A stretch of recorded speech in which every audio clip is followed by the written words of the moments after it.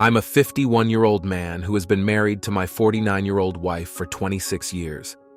We met in college, dated, fell in love, and got married, creating what I believed was a wonderful marriage.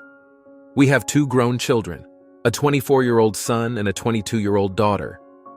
Throughout our marriage, we always communicated, tackled issues head-on, and supported each other's careers. She works in IT and I own a small landscaping company that employs 75 people, which I started after graduation. Recently, we discussed me stepping back from the day-to-day operations of my company and her going part-time so we could spend more time together, especially now that our kids are independent. Looking back, there were no red flags, no strange texting habits, no guarding of her phone, no changes in her wardrobe, no unusual behavior, and no unexplained nights out. She would go out with friends or family, and the next day someone would always tell me I should have joined. But I liked her having her own time, and I enjoyed my solitude in my workshop. She was always home early. So to say I was caught off guard is putting it mildly. D-Day was a week ago. I had planned a surprise weekend at a friend's romantic B&B for our anniversary, which coincided with the winter festival. I left work early to surprise her, telling her to pack for a trip. As I pulled into the driveway, I spotted an unknown car. Immediately, I had a gut feeling that something was wrong. I didn't know why, but I did. I sat there hoping I was wrong, but my gut said otherwise. I sat there contemplating my next move. Should I leave and confront her later? Pretend I didn't see anything? I was shaking so much I could barely see. When faced with uncomfortable tasks at work, I tell myself to man up and get it over with. Suddenly, my shaking stopped and I felt oddly calm. I had no idea how because inside I was a wreck. I quietly entered through the back door. My black lab was lying there looking sad as if he knew something was off instead of his usual excited greeting. Gosh, I adore that dog. He stayed put as I tiptoed up the stairs. As I reached the top, the sounds from our bedroom became clear. I approached the door and swung it open. There he was, her boss, on top of my wife. I paused for a moment before shouting, "Surprise!" The ensuing chaos would be comical if it weren't so heart-wrenching. He rolled off, attempting to escape the bed, but ended up entangled in the sheets. My wife was repeatedly shrieking, "Oh my God!" while trying to cover herself but couldn't because he was still tangled up. Eventually, he freed himself and started searching for his clothes, which were on the other side of the bed. It struck me that they were in the same spot where mine usually landed. For some reason, I beat him to them and snatched them up. My wife was sobbing, repeatedly saying, "I'm so sorry." I backed up to the door and stood there while he was standing next to the bed, naked. I grabbed the large armchair from the corner, dragged it to the door, and sat down. He asked for his clothes, but I refused and tossed in my wife's robe hanging on the door. He started to approach me. Even at 51, I'm in good shape. 6 feet 3 inches, 240 pounds. Years of gym workouts and landscaping work have kept me fit. I gazed at him and warned, "If you come any closer, it won't end well for either of us. You'll end up in the hospital and I'll land in jail. So how about you just take a seat?" My wife was now weeping into the pillow and he sat down. After an awkward silence, he asked, "What's next?" I responded, "I honestly don't know." My wife's crying had subsided a bit, and she sat up. Eventually, I pulled out my phone and declared, "You're both going to spill everything while I record it." They exchanged glances, and my wife queried, "What do you mean by everything?" I retorted, "Exactly that, everything. How it began, how long it's been going on, when, where, hotel stays, dinners, the works." My wife insisted, "This was the only time," to which I shouted, "Bull crap! There's no way you'd be comfortable enough to bring him into our bed if this wasn't a long-standing affair. If you lie to me again, I'm walking out that door and seeking a divorce attorney." She broke down crying again. For the next 10 to 15 minutes, the truth poured out. It had been happening for over 9 months. It began with him flirting with her and so on until he invited her to lunch and she accepted. A few drinks later, they were in a hotel. She came home to me that night as if nothing had happened. She insisted that it was tearing her apart and she wanted to confess but didn't know how. Once more I cried foul. If it was tearing you apart, you wouldn't have continued it so effortlessly. They even attended a week-long work conference that I used to accompany her to. She informed me that company policy had changed and spouses were no longer allowed. I pocketed my phone, and the room fell silent again. Then an idea struck me. I rummaged through his clothes for his phone and requested his passcode. Surprisingly, he provided it, so I started browsing through his phone. I discovered some photos of a woman I presumed was his wife and inquired about her name. Carol. She's quite attractive, though not as stunning as my Ashley. I informed him as I found more pictures of children. It turns out he has 3. Finally, I found a family portrait of all of them. I held up the phone and remarked, "A lovely family. Why would you risk it all for a fling with my wife?" His response, "What do you mean, risk it all? You genuinely believe Carol won't find out?" He stammered, "How would she find out?" I declared, "I'm about to call her right this moment." He stood up and protested, "No, you can't!" My wife shrieked, "Please don't do this to him." I snapped, "Don't do this to him? You've shattered me, our family, our friends, our future, and my heart, and you're concerned about his well-being?" I was trembling again, trying to hide my tears, but I couldn't keep it together any longer. I slumped back into the chair and started weeping. She attempted to approach me, but I glared at her and commanded, "Keep your distance." After a bit, I regained my composure and glanced at his phone again. He pleaded once more, "Please, I'm begging you. I promise I'll tell her." "Sure you will," I retorted. He stood there begging me not to as I located her number and decided a FaceTime call would be even more impactful. She picked up and, looking puzzled, asked, "Who are you? Is my husband all right?" "He's fine for now, but that's about to change," I replied. I switched the camera to show him standing there in my wife's robe. "I believe you're familiar with this man. The room he's in is my bedroom. The floral robe he's sporting belongs to this woman," as I swiveled the phone to capture my wife, who was attempting to hide under the sheets, but it was too late. "That's my wife, and I arrived home early today to find them in bed together."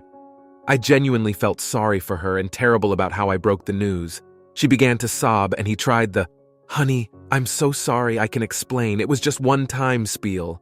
I advised her not to trust a single word he said.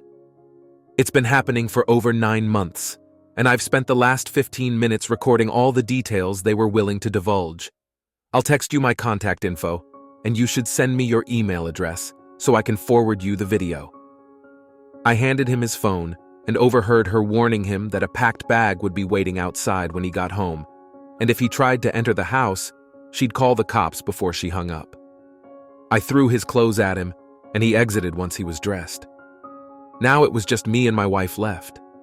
She gazed at me and started shedding tears, apologizing profusely. She never intended to cause me pain. Could I find it in my heart to forgive her? It was meaningless. All the typical cheater's excuses. I stared at her, instructed her to pack her things and get out of my house. I headed downstairs and poured myself a drink. I was sitting on the sofa when she descended the stairs. She began to approach me and I commanded, "Just stop." She inquired if we could discuss this, and I responded, "Perhaps, just perhaps, but not now. It's going to be incredibly difficult to resist seeking a divorce attorney." She started weeping again. She looked at me, and I could tell an "I love you" was on the tip of her tongue. I interjected, "Don't you dare utter those words right now, because I don't think I'll ever trust them again." More tears flowed as she turned and exited the door. Seeing her in tears, walking out the door, my entire world leaving, I crumbled and collapsed on the floor, shaking, crying uncontrollably. I can't tell how much time passed, but eventually I managed to sit up, still shedding tears, and I dialed my best friend. I attempted to speak, but the tears started flowing again, and I couldn't get the words out. He asked, "What's wrong?" But I couldn't respond. He asked if I was at home, and I managed to grunt a yes, and he assured me he was on his way. Half an hour later, he was in my living room. I was still in tears. I handed him my phone with the video on display, and he started to watch. I couldn't stand to hear it, and went to fix us both a drink. He entered the kitchen, took my drink away, and poured them both down the sink, saying, "This isn't going to help you." He insisted I couldn't stay here alone tonight and instructed me to go upstairs and pack a bag. I came back downstairs and he had my lab on a leash, and we headed to his place. For those of you who commented on how wonderful my friend is, his name is Dan, and I couldn't agree more. Given our long-standing friendship, it's only natural that our families would be close. Our children are friends, and when they were younger, we used to go on family camping trips together. Over the years, his wife Terry and mine have become close friends, which is relevant to what happened next. As we were driving to his house, I was silent, and Dan was growing increasingly angry. When we arrived at his place, he walked in and asked Terry, "Did you know?" She responded with a confused, "Know what?" He raised his voice and asked again, "Did you know?" I intervened, telling him to calm down and reminding him that this wasn't her fault. He realized he was out of line and apologized to Terry with a hug. Now utterly bewildered, Terry was handed my phone by Dan, who said, "Show her." I took my dog outside, not wanting to hear it again. When it was over, Terry came outside in tears and gave me a long, comforting hug. She took my hand, and we went back inside. The three of us spent the next hour or so talking and crying and talking. All the while, my phone was buzzing non-stop. As you might have guessed, it was my wife. I disregarded the calls and erased the texts without even glancing at them. Then my son called. He was curious about what was happening. His mom was at his place with his wife, claiming I kicked her out. I asked him, "Did she tell you why?" He responded, "No." I told him, "Hand her the phone. She needs to explain." He asked why, and I told him I'd send him the video if she didn't. And then I hung up. About 10 minutes later, my son called back, sobbing. All he could stutter out was a series of WTFs. I switched from being upset to being a comforting dad, reassuring him that it was going to be all right and that none of this was his fault. He calmed down and checked if I was okay, to which I responded with a tearful, "Of course not." He finally told me that his mom would be staying the night and quickly ended the call. My phone rang again. This time, it was my daughter. I had forgotten that I asked her to look after the dog while we were supposed to be away for the weekend. She was wondering where Cooper, my lab, was. I told her plans had changed and we were not going, but she could still stay at the house. Neither of us would be home tonight. She asked, "What do you mean neither of you? Where are you?" I told her I was at Dan and Terry's, and her mom was at her brother's. She insisted, "Dad, tell me what's going on." I responded, "I can't right now. I'll swing by the house tomorrow and we can talk then." She kept pushing, but I kept refusing. Eventually, she gave up and ended the call. I knew exactly where the next call was going to be. Then I pinged my son, giving him a heads up about an imminent call. Next, I dialed my wife, asking her if she was ready to spill the beans to our daughter, or if the task fell on me. Her response was nothing but a fresh wave of tears. I disconnected the call. After half an hour, there was a knock at the door. Dan let my daughter in. Seeing me in tears, she rushed to me, and we both broke down in a tight embrace. She was unaware of the reason behind our emotional outburst. When we managed to regain some composure, I called my wife again, letting her know that our daughter was with me. Once again, I asked if she was ready to break the news or should I put her on speaker. My daughter chimed in, asking her mom to clarify what she was supposed to reveal, but all she heard was more crying.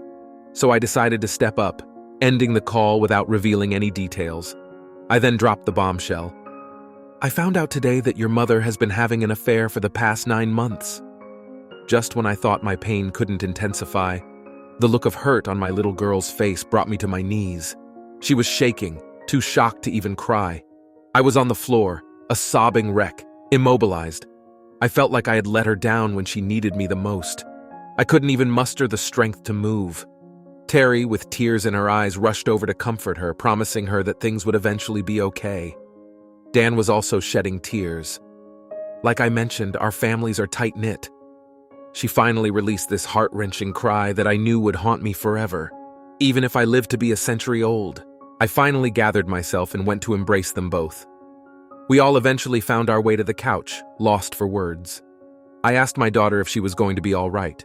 She looked at me and said, "Dad, don't fret about me. Are you going to pull through?" I managed to croak out, "I'll cope." She asked if she could take Cooper with her to the house and if her fiancé Tim could come stay there. Naturally, I agreed. I was relieved she wouldn't be alone.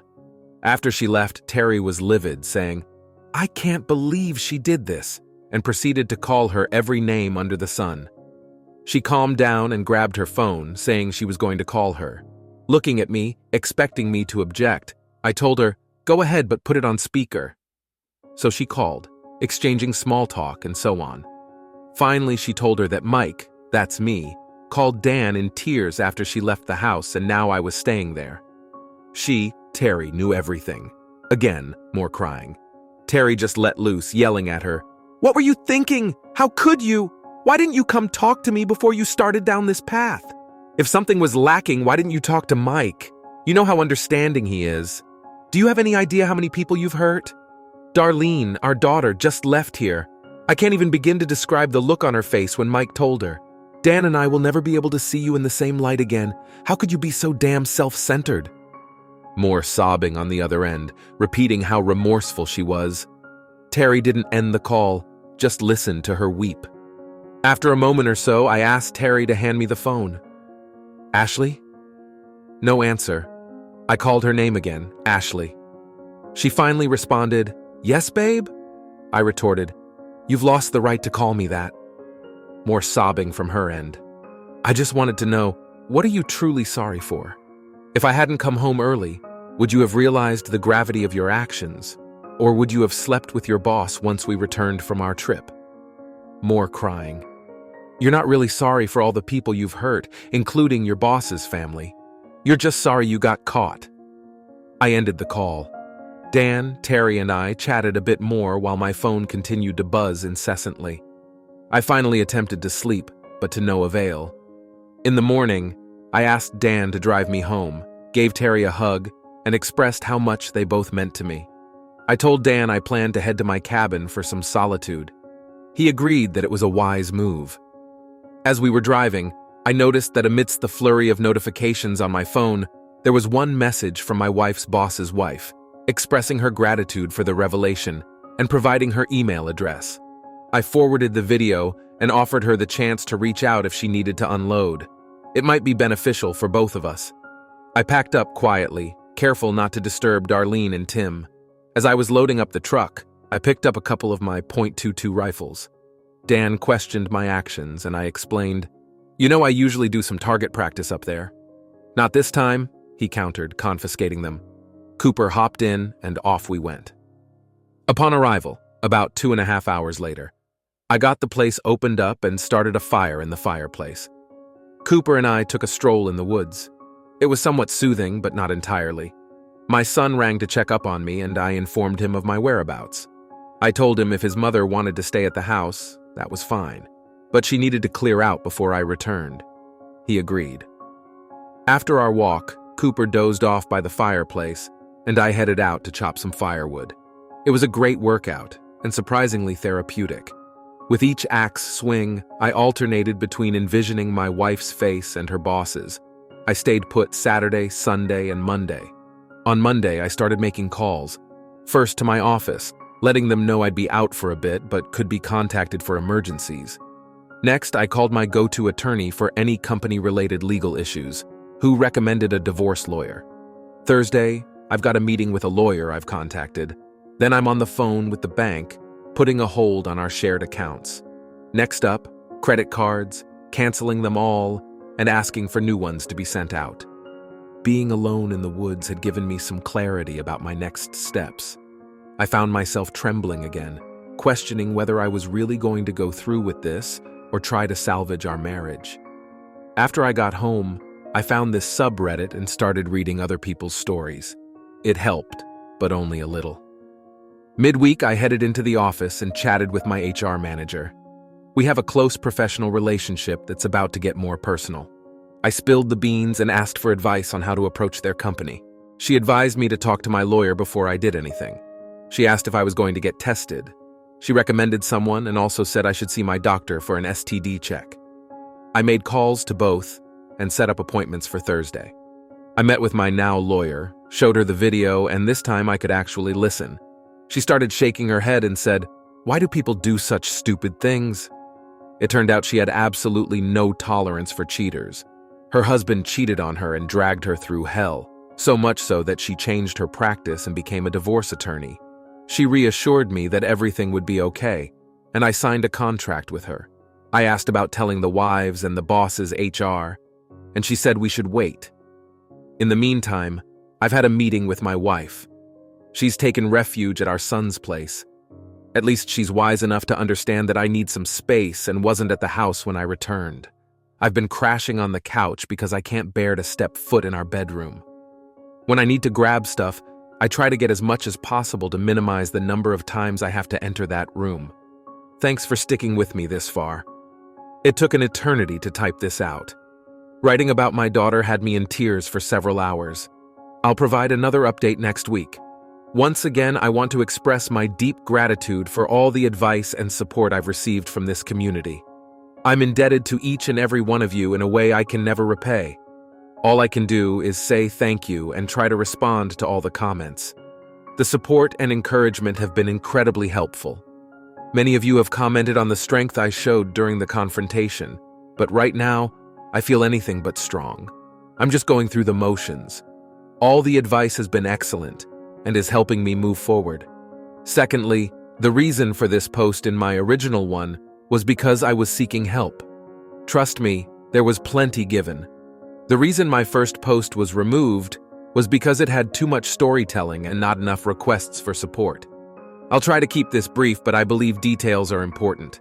I'm starting to accept that there's likely no coming back from this, and I'm 99% certain of what my decision will be. Yet, I can't shake the thought that I'll be discarding 29 years of our shared life.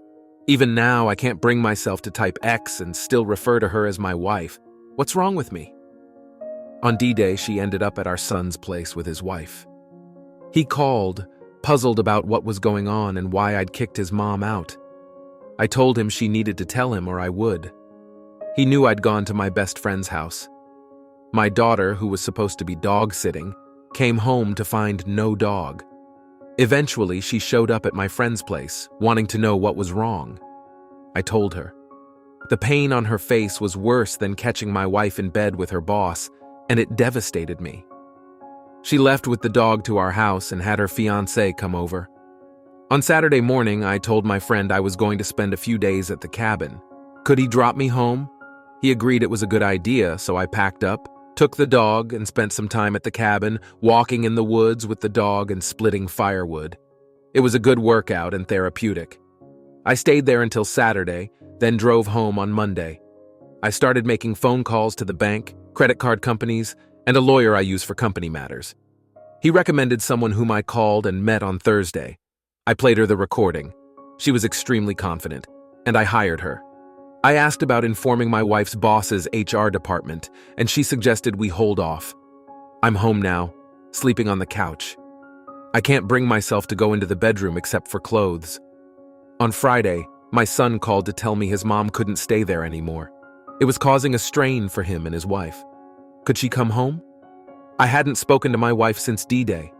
I reluctantly agreed. She returned on Saturday. I went back to the cabin. It was freezing, but I managed. On Monday, I went straight to the office. The people there loved my dog, and he gets spoiled. I finally went home on Monday night. When I saw my wife, all I could see was the image of her in bed with her boss on D-Day. I don't think I'll ever get past that. We didn't speak. I changed and went to my basement office to keep busy. Eventually, I watched TV in the basement. She came downstairs and asked if we could talk about this. I told her I wasn't ready yet and asked her to leave me alone. While she was there, I fell asleep in the recliner, woke up early, went to the gym, showered there, and went to work. My routine is to go home late for the rest of the week. On Friday, my HR manager checked in on me. I filled her in on the recent events and my therapist visit. She suggested that I should stop sleeping on couches and chairs and buy a new bed. I think it's a fantastic idea. I withdrew half of the remaining joint account funds, which is my wife's share, and headed out to buy a new bed. The delivery was scheduled for Saturday. I waited at the office for the call that they'd be there in 30 minutes. I stopped to pick up a couple of subs for the delivery guys and waited nearby. When they arrived, I met them, treated them to lunch, and gave each of them $1.25 to do me a favor. I asked them not to haul away the old mattress and if they could come back later to pick it up. I asked them to lean it against a tree near the street. They looked puzzled, and I told them to give me 5 minutes and come in. They'd understand. Now I had thought about burning the old mattress in the driveway, but I didn't want to deal with the cleanup. I went upstairs and stripped the bedding. While I was doing this, something came back to me that I needed to find out about. I took a can of blaze orange spray paint that we use for marking properties we're working on and sprayed "Wife cheated on me in our bed" in big letters. The guys came in and my wife asked what was happening. I told her I can't sleep in that bed anymore and that I'd bought a new one. She seemed upset but retreated downstairs. The new bed was set up and the guys left the old mattress where I requested. After a while, she informed me that they left the old mattress in the yard and that they'd be back for it. I responded, struggling to keep a straight face. I don't think she's caught on yet, but the entire neighborhood certainly has. Come Valentine's Day, she attempted to be romantic and initiated intimacy. I rejected her, stating that I wouldn't take her up on the offer even if she were the last woman on earth. She retorted, saying that we don't just have sex, we make love. Her voice filled with distress. I countered, "We haven't made love since you started sleeping with your boss." She looked taken aback. Did she think I'd forget? I'm utterly baffled by her thought process. I decided it was as good a time as any to have a discussion and asked her to sit down in the living room. I asked her what she wanted to do. Should we attempt to mend things, or should we divorce and move on? I'm not sure why I even proposed the former. I guess I'm hung up on the idea of discarding 29 years. Please convince me otherwise. She claimed she was willing to do anything I asked to rectify the situation and pleaded for my forgiveness. I told her she needed to confess to everyone in our family, starting with her parents and my mom, including the details of how I discovered the affair. Our kids aren't aware of this detail yet. They're visiting tonight.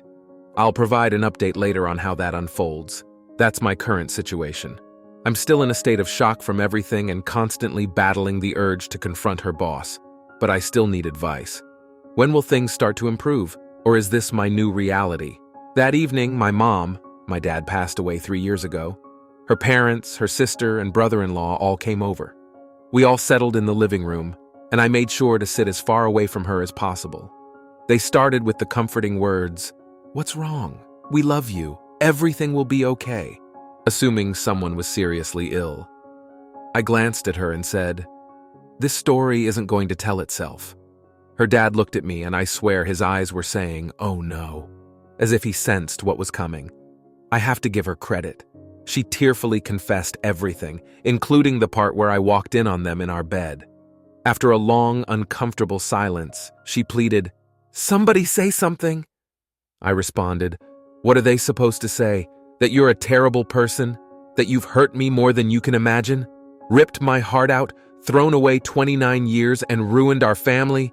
Not to mention the damage you two have done to his family. Was the sex really worth all that?" I just kept going. All the anger, hatred, and betrayal I'd been bottling up came pouring out. I didn't know I could be so harsh. Her mom finally said, "That's enough." She agreed that she deserved it all and ran upstairs crying. Her mom tried to follow her, but her dad said, "No, leave her alone. She needs to suffer for a while before this can get any better." We chatted for a bit. They offered their support and told me if I needed anything, just ask. I told them I'd been seeing a counselor and I thought I'd be okay, but I appreciated their offer. I told them that despite everything, I still loved her and that she was going to need them more than I did. I went to bed and slept better than I had since D-Day. The next morning, before I left, I went into the guest room and could tell she hadn't slept and had been crying all night. I truly believe that for the first time since D-Day, the gravity of what was happening had finally hit her. Telling her family and having me lash out at her like I did, I think it snapped her out of the affair fog. She looked like she was genuinely remorseful. I told her we needed to talk, more like I talked. She listened. I explained that I'm 99% leaning towards divorce, but I'm still clinging to the 1% life raft that if there's any hope, she needs to do what I ask to help me get over this. She said she'd do anything, just please not to do anything yet. I reminded her of a story I told her when my dad died when I was 17. My dad shared some wisdom with me. He said, "You'll face tough times in life, but how you handle them speaks volumes about your character. Never make crucial decisions when you're upset." At the time, I brushed it off with a casual, "Yeah, Dad, whatever." I started to tear up as I said how much I wished he were here so I could tell him that I was really listening. She got up and hugged me. I didn't reciprocate, but it felt comforting, which unnerved me. She sat back down, and I told her she needed to move out. I can't heal if I see her every day. We needed to go no contact. She agreed and asked what else she could do. I told her I was too emotional to think straight now, but I'd let her know. On my way to work, I called my lawyer and arranged to meet her that day. She was free, so we met for coffee. I updated her on everything, the 99% dilemma, etc. I asked her to prepare divorce papers in case I decided to proceed. She suggested that if I could afford it, I should find an apartment for my wife and pay the first month's rent. This would demonstrate good faith if things went to court. I agreed, and she said she'd have something for me to review by Monday. I called a real estate broker we'd worked with over the years, explained the situation and what I needed. He referred me to a rental agent. The agent found a suitable place, and I met with the property manager to pay for the rest of February, March, and the deposit. When I got home, I told my wife about the apartment, what I'd paid for, and that she needed to meet the manager and sign the lease. It was a 6-month lease, which seemed like a plus. She was surprised by how quickly I'd acted. I told her that I needed her not to come home from our sons while she was gone. I arranged for movers to come on Saturday. When she got home, I told her about the movers and asked why she hadn't asked about finances. I informed her that I'd canceled the credit cards, withdrawn my half from our joint account, and canceled the debit card. She seemed angry but admitted she didn't blame me. It turned out she hadn't needed to spend anything as she'd been splitting her time between our son's place and home. She also revealed that she'd requested a leave of absence from work due to personal issues. They allowed her to take her paid vacation first. On Friday, I told her she could take whatever she needed for the new place, just leave me some essentials, and nothing from the basement or any family heirlooms, and my new bed. I also told her that I was open to marriage counseling. She should find 3 different counselors, and I'd choose the one I thought was best. I left early on Saturday morning and returned to a half-empty house, including the TV. That's okay. I wanted a bigger one anyway. My friend still had my liquor, so I stopped by to pick up my favorite bourbon and enjoy a glass while typing this. Sorry this was so long. Thanks for reading this far. Tomorrow I'm hitting the gym, making my favorite chili, and buying a new TV. I'm sure I'll have more to post in the future. The following days were a blur of emotions and decisions. As I settled into the new routine, I found moments of clarity mixed with bouts of overwhelming sadness. It was like living in a fog where moments of sharp pain pierced through the haze. On Sunday morning, I decided to get proactive. I made a list of things I needed to accomplish: updating my will, setting up new bank accounts, and most importantly, sorting out the details of the divorce. I knew it was going to be a tough road, but every small step made me feel a bit more in control. That afternoon, I received a call from my daughter. She sounded concerned and wanted to check in on me. She suggested we meet for lunch. I agreed, and we decided on a small cafe downtown. When I arrived, she was already there, looking worried but determined. We hugged tightly, and I could see the worry in her eyes. "Dad, how are you holding up?" she asked softly. "I've been better, honey, but I'm getting through it. One day at a time," I replied, trying to sound stronger than I felt. We talked about everything except the affair for the first half of our meal. It was a welcome distraction, but eventually the topic we were both avoiding came up. "Mom called me," she said hesitantly. "She wants to talk. She keeps saying how sorry she is and that she wants to fix things." I sighed deeply. "I know she does, but it's not that simple. She broke something that can't easily be fixed." "Do you think there's any chance of reconciliation?" she asked, her eyes pleading for some sort of hopeful answer. "I don't know," I admitted. "Part of me wants to try because of the history we have, but another part of me knows that things will never be the same. My daughter nodded, understanding but still heartbroken. I just want you to be happy, Dad. Whatever you decide, I'll support you. We finished our meal in a somber but supportive silence. It was comforting to know that she was there for me, no matter what happened. The next day, I had my first session with a new therapist.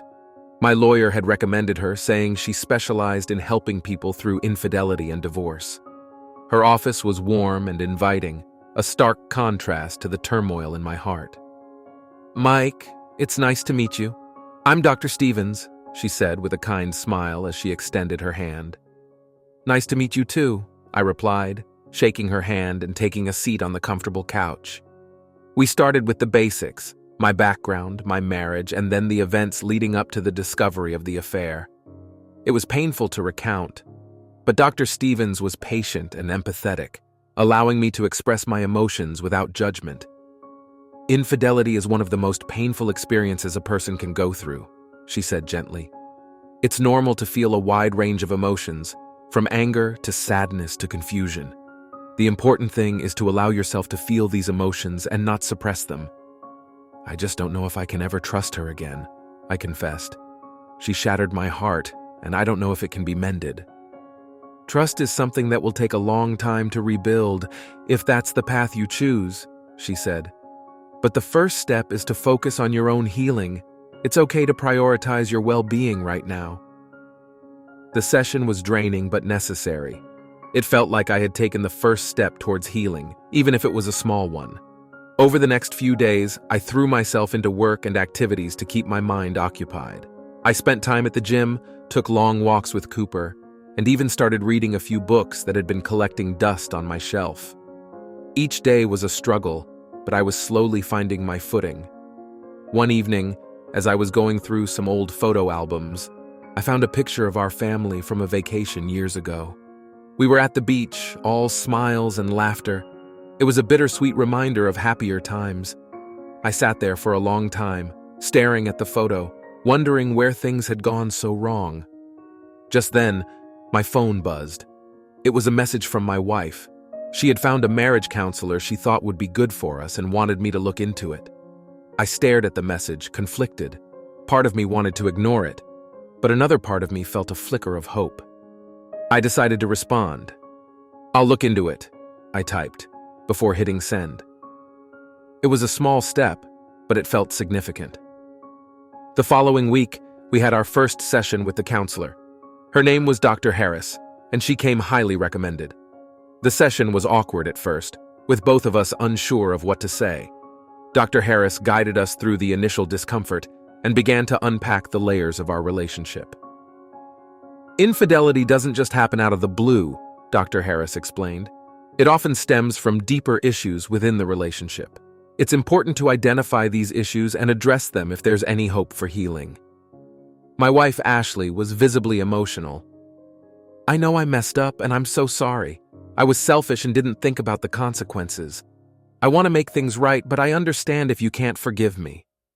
I listened, trying to keep my emotions in check. I don't know if I can forgive you, I said honestly, but I'm here because part of me wants to try. For our history, for our family, but it's going to take a lot of work. The session ended on a hopeful note, but I knew it was just the beginning of a long and painful journey. Rebuilding trust would be the hardest part, and I wasn't sure if it was even possible. In the days that followed, we continued with counseling while living separately. It was a delicate balance of trying to move forward while still grappling with the past. Some days were better than others, but the progress was slow and filled with setbacks. One afternoon, I received a call from Carol, the wife of my wife's boss. She wanted to thank me for being honest with her and sharing the video. It was hard to watch, but it gave me the clarity I needed, she said. I'm filing for divorce. He doesn't deserve another chance. Her decision gave me a sense of validation. I wasn't alone in my pain, and seeing someone else take decisive action inspired me to stay strong in my own journey. The following weekend, my wife and I sat down for a heart-to-heart conversation. It was raw and honest, filled with tears and apologies. I know I can't undo what I've done, she said, her voice breaking. But I want to try to be a better person, for myself and for you, whether we're together or not. I took a deep breath, feeling the weight of her words. I appreciate that, I replied. I don't know what the future holds, but I'm willing to see where this goes, one step at a time. The path to healing was far from over, but for the first time I felt a glimmer of hope.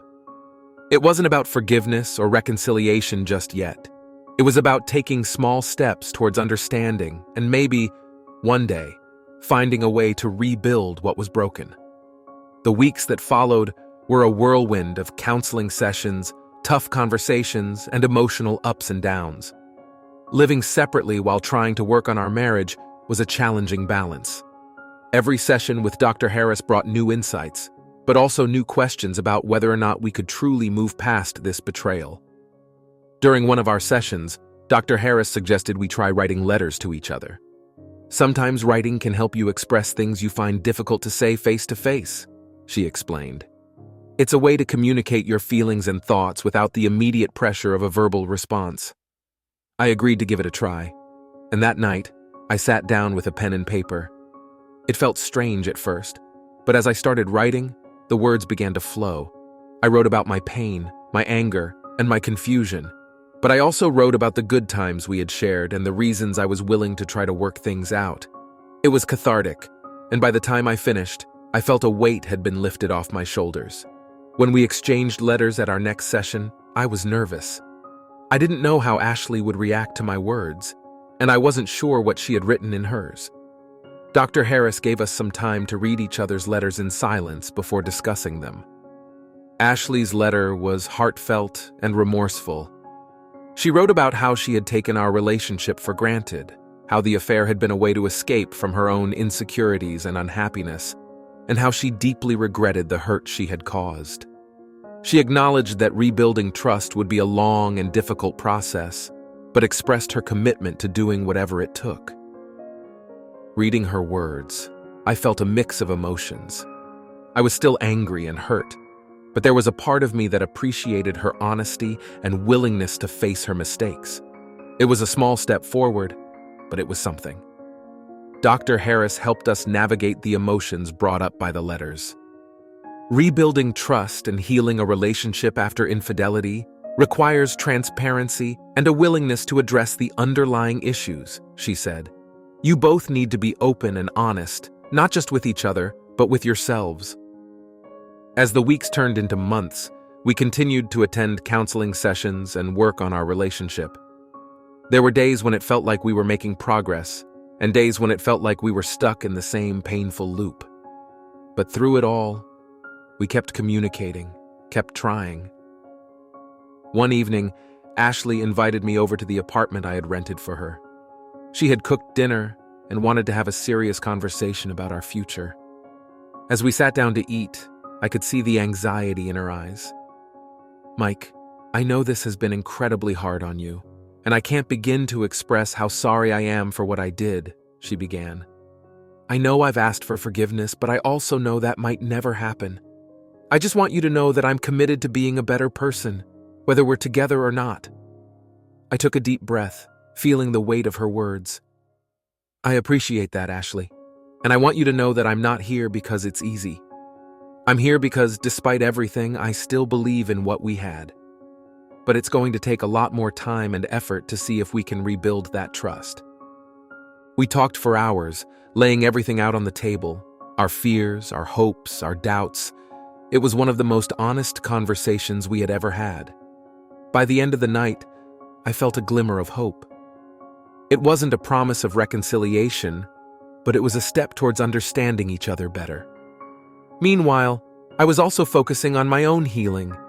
I continued to see Dr. Stevens, my individual therapist, who helped me process my emotions and find ways to cope with the pain. She encouraged me to take up new hobbies and find activities that brought me joy. I started playing guitar again, something I hadn't done in years, and found solace in the music. I also reconnected with old friends and made an effort to be more social. It was difficult at first, but the support from my friends helped me feel less alone. Dan and Terry were a constant presence, always ready to lend an ear or offer a distraction when I needed it. One particularly challenging aspect was dealing with the reactions from our extended family and friends. Some were supportive and understanding, while others were judgmental and critical. It was hard to navigate these dynamics, especially when people who had been close to us took sides or made harsh comments. Ashley's parents were devastated by the news. They had always seen us as the perfect couple and couldn't understand how things had gone so wrong. Her father, in particular, struggled with the idea that his daughter had been unfaithful. He reached out to me several times, expressing his sorrow and offering his support. My mother was heartbroken as well. She had always treated Ashley like a daughter and was deeply hurt by her actions. She called me frequently to check on me and offer her support. It was comforting, but it also added another layer of complexity to the situation. I felt like I had to manage her emotions along with my own. Through it all, my relationship with my children remained a top priority. I made sure to spend quality time with them, even if it was just grabbing a coffee or going for a walk. They were both dealing with their own feelings about the situation, and I wanted to be there for them as much as possible. One weekend, my son and I decided to go on a fishing trip. It was something we used to do regularly when he was younger, and it felt good to reconnect over an activity we both enjoyed. As we sat by the lake, he opened up about his feelings. "Dad, I don't know how you're holding it together," he said. "If I were in your shoes, I don't think I could be as strong." "It's not easy," I admitted. "There are days when I feel like I can't keep going. But having you and your sister, and knowing I have people who care about me, it makes a difference." "Do you think you and Mom can work things out?" he asked hesitantly. "I honestly don't know," I replied. "We're trying, but it's complicated. Trust is hard to rebuild once it's broken." He nodded, deep in thought. "I just want you to be happy, Dad, whatever that looks like." "Thanks, son. That means a lot," I said, feeling a surge of gratitude for his support. As the months passed, I began to see some changes in Ashley. She was more open, more willing to talk about her feelings and the mistakes she had made. She attended therapy on her own and made a genuine effort to understand why she had strayed and how to prevent it from happening again. One day, she brought up the idea of a trial reconciliation. "I know we still have a lot to work through," she said. "But maybe we could try living together again, see if we can rebuild our relationship. If it doesn't work, we can still go our separate ways." I was hesitant. The thought of being that close to her again, of facing the daily reminders of her betrayal, was daunting. But I also knew that if we were going to give our marriage a real chance, we had to try. "Let's take it one step at a time," I said. "We'll start slow, maybe spend weekends together and see how it goes." She agreed, and we set a plan in motion. It was awkward at first, but gradually we began to find a new rhythm. There were still moments of tension and unresolved pain, but there were also moments of connection and understanding. Through it all, I kept reminding myself that healing was a process. It wasn't about forgetting what had happened or pretending it didn't hurt. It was about finding a way to move forward, whether that meant rebuilding our marriage or finding a new path. For now, I was willing to see where this journey would take us. It wasn't easy, and there were no guarantees, but it was a step towards something new. And for the first time in a long while, I felt a glimmer of hope that maybe, just maybe, we could find our way back to each other. As the weeks turned into months, the tentative steps towards reconciliation continued. We started spending weekends together, gradually increasing the time we spent with each other. The initial awkwardness gave way to a tentative familiarity, and slowly, we began to find a new rhythm. Every day presented its challenges, but with each one, we found small victories that gave us hope. One weekend, we decided to take a trip to a cabin by the lake, a place we had visited many times over the years. It was a spot filled with happy memories of family vacations and quiet getaways. I hoped that revisiting this place might help us reconnect on a deeper level. As we drove up to the cabin, the scenery brought back a flood of memories. The lake glistened under the sunlight, and the trees were lush and green. We unpacked and settled in, both of us a bit nervous but hopeful. That evening, we sat by the fire, reminiscing about the good times we had shared there. "Do you remember the time the kids tried to catch fish with their bare hands?" Ashley asked with a smile.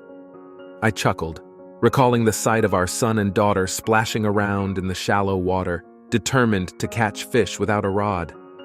"Yeah, and they were so proud when they actually managed to catch a few minnows." We laughed, the tension easing a bit as we shared stories from the past. It was a reminder of the bond we once had, a bond that had been tested but not completely broken. The next day we went for a hike, something we had always enjoyed doing together. As we walked through the woods, the conversation flowed more easily than it had in months. We talked about our hopes and fears, our plans for the future, and what we needed from each other to move forward. "I know it's going to take time to rebuild trust," Ashley said as we stopped to rest by a stream. "But I want you to know that I'm committed to this. I want to make things right, not just for us, but for our family." "I appreciate that," I replied, feeling a mix of emotions. "I'm still working through my own feelings, but I want to give this a real chance. We owe it to ourselves and to our kids to try."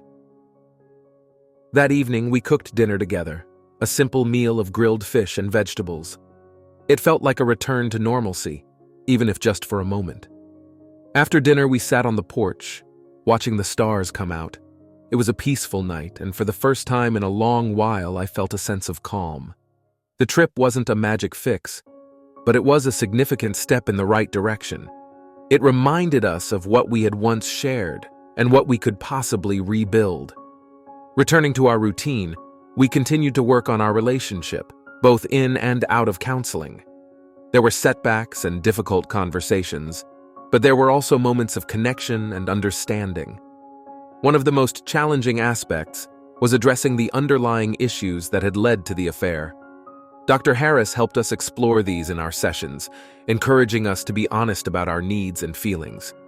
It was uncomfortable at times, but necessary for healing. "I felt neglected," Ashley admitted during one session. "You were always so busy with work, and I felt like you didn't see me anymore.